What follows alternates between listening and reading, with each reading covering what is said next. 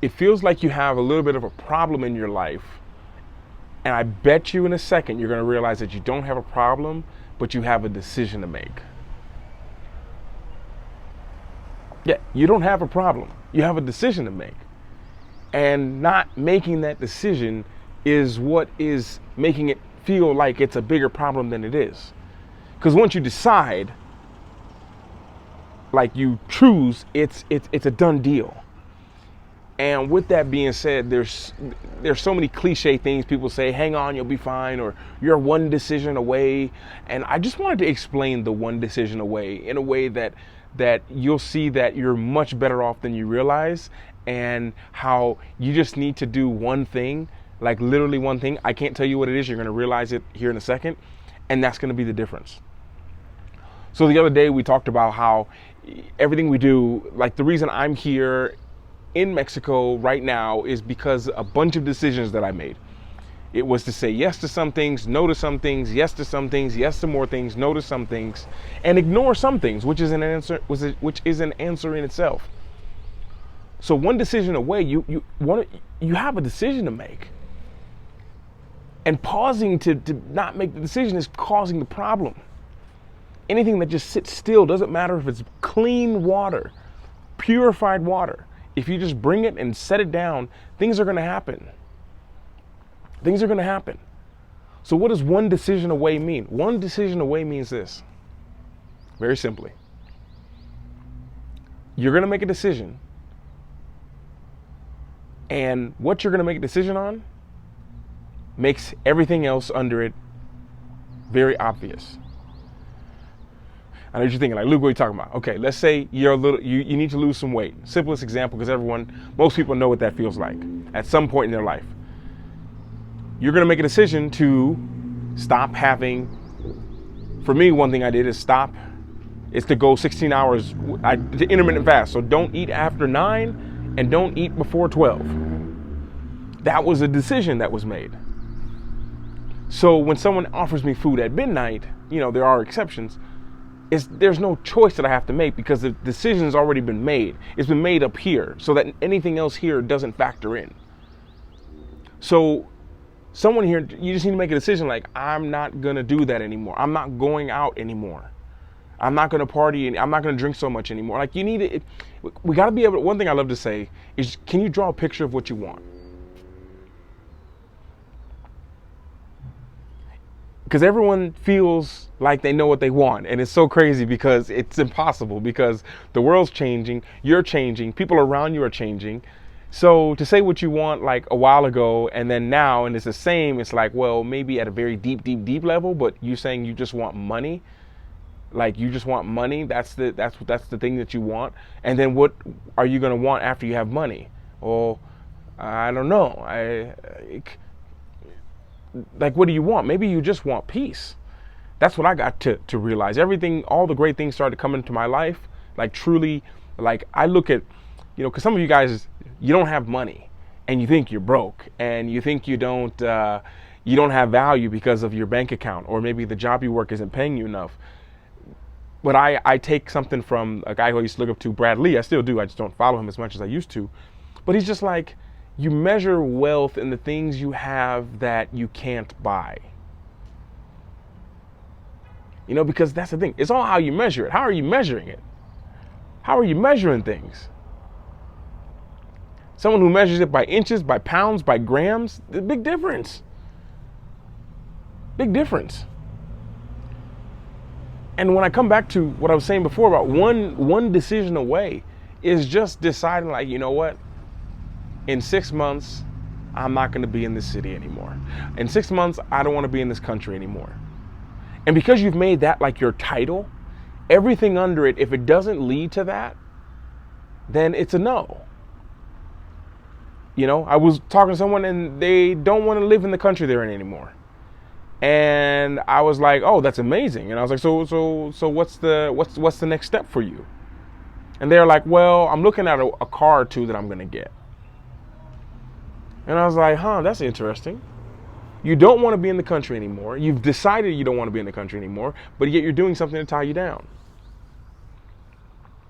And it's a bunch of micro decisions that don't go with the top one. So being one decision away is just as simple as being like, this is what I want. It's just knowing what you want. And then everything that happens, does this move me closer to what I want, or does it move me further away? That's simple. And yes, something can move you further away and closer. That's another level. That's like level 2 of today's video. Because you have a decision to make. And you're not, I don't want to say you're making it harder than it is, because I know that's going to give a little resistance, but you're making it harder than it is. You have a decision to make, and you're not choosing. And when you don't choose, I've said this a bunch of times off camera, is when you don't choose, you're missing out on one of the things that all the choosers get that you will never have as long as you don't choose. Feedback. Feedback. Will you be better in another country? Will you be better in another job? We don't know. You haven't done it yet, so there's no feedback. Everything else is, you're just thinking in your mind, well, maybe, and that doesn't make any sense, because that's through the very narrow, limited lens that you have right now. You're missing out on feedback. How does it feel? How does it feel to actually go 14 hours without eating? Because if you're anything like me, it was extremely hard. But here's the crazy thing. Everything's hard until it's not. Someone who was a mentor of mine for a little bit, her name is Melanie Ann Layer. She's like, you're going to wonder how you did it until you wonder how you're going to wonder how to do it until you're wondering how you did it. Said beautifully. That's how it is with the decisions. Like, I'm going to wonder how, for me as a 21-year-old graduating college and signed my first contract overseas to play basketball in the States professionally. It was semi-pro when I was in the States, to play semi-pro. And just every day, like, I want to get overseas. And every decision was like, is this going to help me get overseas? I remember turning down like a really big offer. They were only choosing 5 people to get this internship out of everyone. They interviewed us. I remember I had a nice little beard. At that time I had hair. So I had a little mohawk. I had 2 lines in the side of my hair. My beard had slits. It was I had a really cool looking beard. And I was told for the interview that, because I was actually in school at this time, maybe a month left of school, they were choosing people to do an internship. It was going to be a paid internship in Atlanta.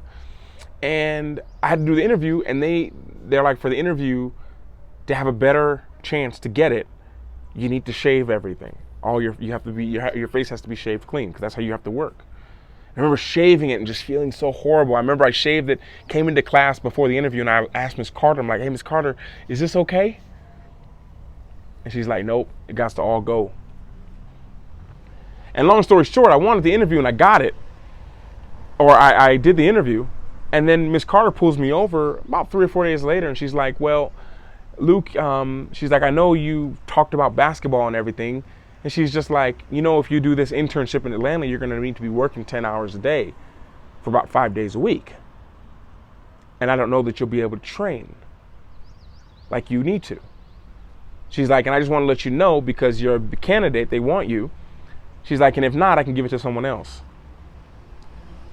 So it feels like I have to make a big decision in that moment. Do I do it? But one of my favorite things is, I'm forgetting the English word. This is what happens when you speak other languages most of the time. What are it starts with a C. The criteria you're using to make the decision. There we go. So criteria, I know I have people who don't speak English as a first language. Criteria is like, what are you making the decision based off of? Like, is it for money? Then yes, you go.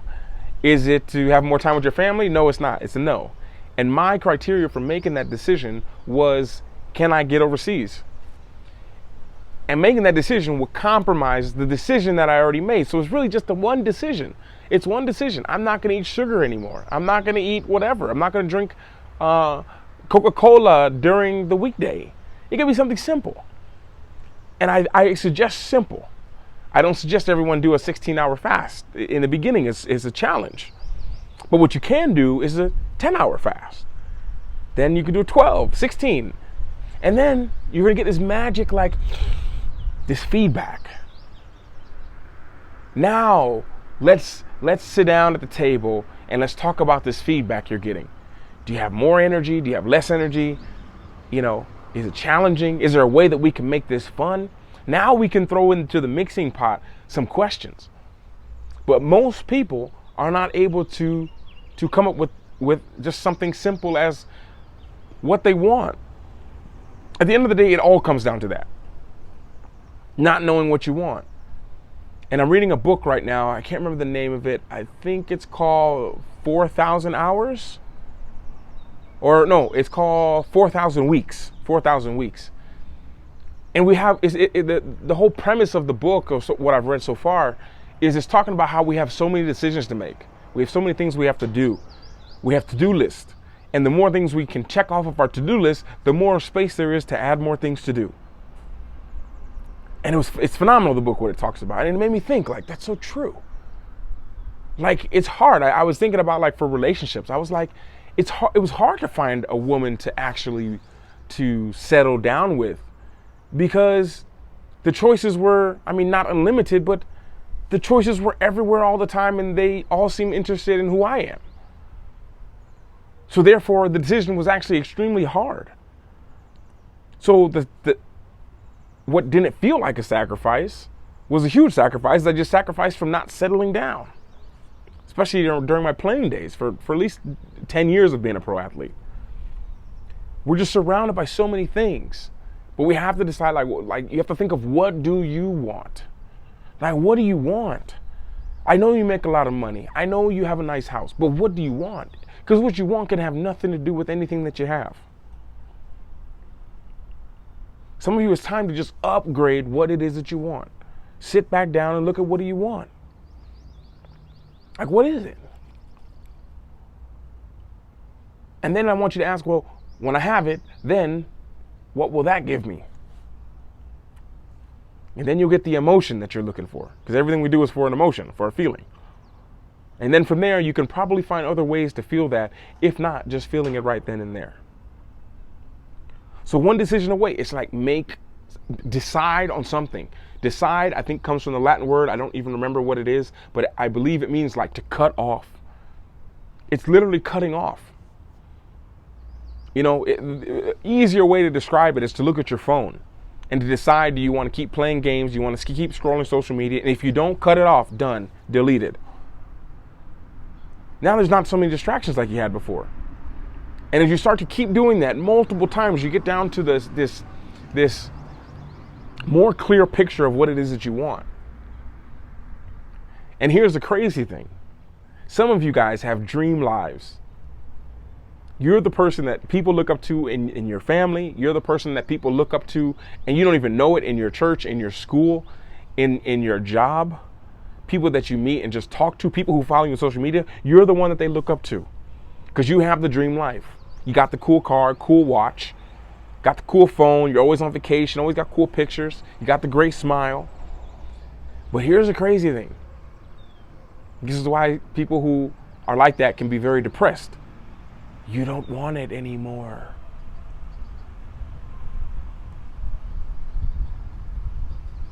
You don't want it anymore.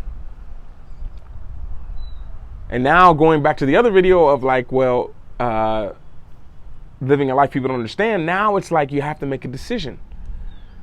Like I said, for me, being a pro athlete for 12 years, when I wanted to leave, I had this hint of I should go.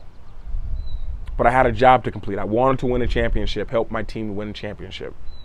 And we did it. And I signed a 2-year deal, and it was just like, this is just what I wanted. I'm gonna have money for this 1 year.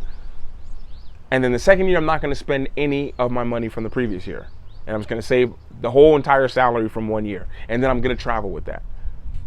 But something inside was just like, you go now. This was in May of 2019. I had no idea what was coming. Had no idea the world was gonna shut down. And just making that decision, it was like I was miserable towards those last few months of my basketball season. because it was like my heart was being pulled in the opposite direction of what my mind and body and what everyone else said.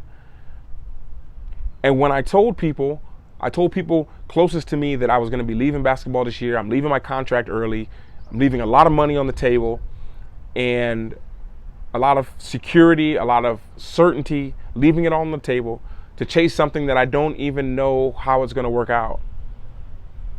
And in my mind, I had pictured, like, when I do this, that I'm going to have support from these people, and these people are not going to understand. And it was totally different. The people who I thought would understand didn't understand. And the people who did understand were the last people I thought would. For example, my agent. He makes 5 to 10% of my salary. So I'm like, this is going to be some shocking news. And then I realized, like, well, I got to make that decision. It's going to hurt people. Maybe they're not going to be happy or approve it, but I have to do it because I'm miserable inside.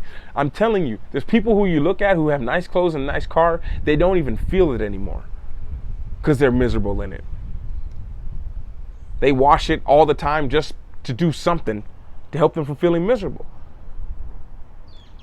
There's people who leave their job that walk out to their car and they just, before they even get to their car, they're like, why did I park so far away from the building? And it's like this sad walk. And they get in their car and they don't even start their car and go home. They're so exhausted, like spiritually. And they just sit there, maybe with the mirror open, looking at themselves.